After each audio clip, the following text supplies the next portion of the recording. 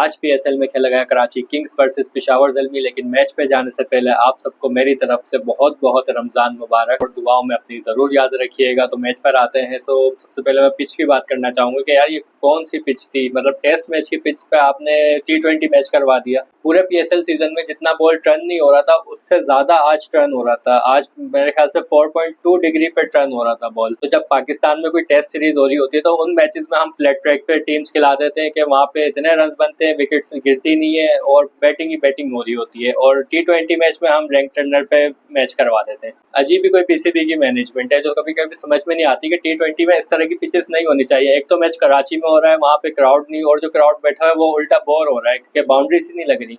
तो मैंने तो मैच पूरा देखा नहीं। फर्स्ट इनिंग तरावी का टाइम था तो एंड की इनिंग मैंने देखी। मुझे नहीं पता कि एक छक्का लगा भी पूरे मैच में आज या नहीं लगा, क्योंकि कराची किंग्स की बैटिंग में तो मेरे ख्याल से कोई छक्का नहीं लगा। और जिस हिसाब की ये विकेट थी तो यहाँ पे ये 148, 150, 155 इनफ टारगेट था। और हमने देखा कि कराची किंग्स को स्टार्ट अच्छा मिला और अच्छा पावर प्ले खेला, लेकिन उसके बावजूद कराची किंग्स ये मैच हार गया। कह सकते हैं कराची ये मैच जीत सकता था अगर पोलार्ड थोड़ी सी बैटिंग कर जाता, क्योंकि लेकिन यहाँ पे मेरे ख्याल से बॉल ही मिडिल नहीं हो पा रहा था तो बहुत मुश्किल हो रही थी बैटर्स को यहाँ पे बैटिंग करने में। और स्पिनर्स की तो हमने देखा कि शुएब मलिक इतनी टर्न कर रहा है जो नॉर्मली इतनी टर्न नहीं कर रहा होता, तो उसकी बॉल इतनी टर्न हो रही थी। तो एक बहुत ही मतलब एक स्पिन ट्रैक था कराची किंग्स के लिए। तो ये एक डेड रबर ही मैच था क्योंकि कराची किंग्स इस पीएसएल सीजन से बाहर हो चुका है। लेकिन ज़ल्मी के लिए बहुत इंपॉर्टेंट मैच था क्योंकि ज़ल्मी ने जो आज 2 पॉइंट्स गेन किए ये इनको टॉप 2 पे फिनिश करवा सकते हैं। हो सकता है कि ये top of the table he finish करें। अगर मुल्तान कल मैच जीत जाता है तो फिर ये सेकंड नंबर पे तो फिनिश करेंगे, तो उससे इनको ये फायदा होगा कि इनको ये क्वालिफायर, और अगर हार जाते हैं तो एक और मैच खेलने का इनके पास चांस होगा।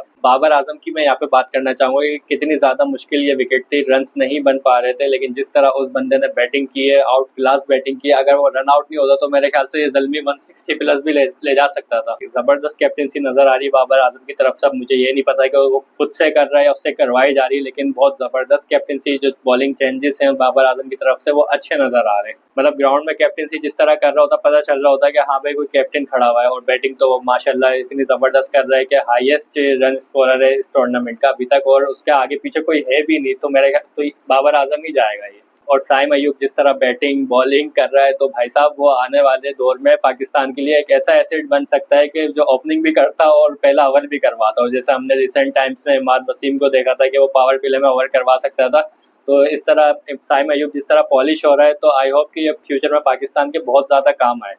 और अरफात मिनास की मैं बात करना चाहूँगा कि लास्ट मैच में कराची किंग्स ने उसको खिला तो लिया था लेकिन एक बॉल भी नहीं करवाई थी। आज कराची किंग्स वालों को कुछ गैरत आई इनकी मैनेजमेंट को, और इन्होंने उससे 4 ओवर्स करवाए और आपने देखा कि उसने 4 ओवर्स में सिर्फ 11 रन देकर 1 विकेट ली, और मेरे ख्याल से उसने भी कोई बाउंड्री कंसीड नहीं की। तो ये होता है अच्छे बॉलर का इम्पैक्ट। कराची किंग्स की मैनेजमेंट ने बिला वजह नवाज को 8 मैचेस में घसीटा। नवाज की फॉर्म 1947 से गई हुई और कुछ पता नहीं है कयामत से पहले उसकी फॉर्म आएगी भी या नहीं आएगी। तो बिला वजह उसको खिलाते रहे, ना उसने बैटिंग में परफॉर्म करके दिया और ना ही उसने बॉलिंग में परफॉर्म करके दिया। और आज इरफान नियाजी को जिस तरह ऊपर प्रमोट किया और उसने जिस तरह आकर बैटिंग की, अगर नवाज की जगह पे उसको प्रमोट किया जा रहा होता तो कराची किंग्स के जो मैचेस हारा है, क्लोज मैचेस हारा है, वो कराची किंग्स जीत भी सकता था। कराची किंग्स को किसी ने बाहर नहीं किया कि इस्लामाबाद वहां से जीत गया, कोयटा वहां से जीत गया, तो इस वजह से बाहर हो गया। कराची सिर्फ अपनी गलतियों से बाहर हुआ है और ये हमेशा हारने से डरते हैं, और ये जब तक ये हारने से डरते रहेंगे तो ये इसी तरह जलील होते रहेंगे पॉइंट्स टेबल पे। ये कभी क्वालिफाई नहीं कर सकेंगे दोबारा, क्योंकि जीतने के लिए बोल्ड डिसीजंस लेने पड़ते हैं और ये लोग लेने से डरते हैं।